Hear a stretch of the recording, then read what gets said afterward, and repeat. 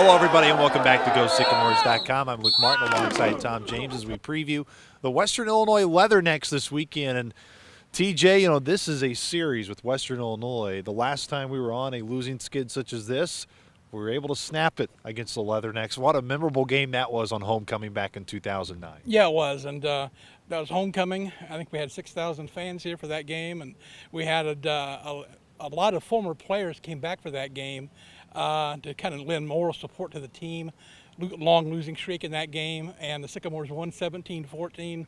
Ryan Roberts, Mr. Everything, played quarterback, linebacker, safety, and rushed for 160 yards, scored 2 touchdowns, game winner with about 4 minutes to go, and that was a great game and just a great experience and a lot of hugging and crying after the game. So yeah, that was fun. This series, the past 2 games have been decided by a combined 8 points. It's been extremely close. When you think about just throughout the years with this series, how has that been kind of the tail of the tape throughout the history of this series? Oh, it's the team that makes the less mistakes. I mean, it sounds pretty normal, but it's pretty basic football. And Western is hard-nosed. You better come to play. You better have your head on straight because it's going to be a really hard game, and by either side.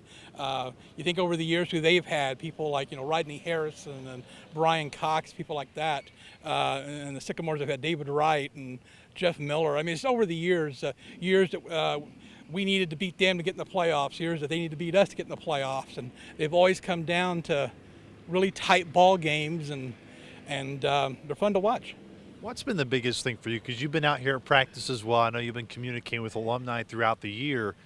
Of what stands out just about this group when you continue to come out and watch them? Because I'll reiterate what Coach Mallory says, and I could really care less the people who think it's coach speak.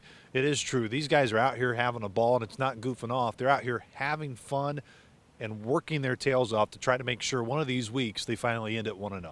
Well, and when you explain, what's going on and how they've lost some close games early in the year, and the youth of this team and the inexperience in some key positions, I think the former players really understand what's going on. A lot of those guys are former coaches, and they were on teams here that struggled at times, so they know what's going on.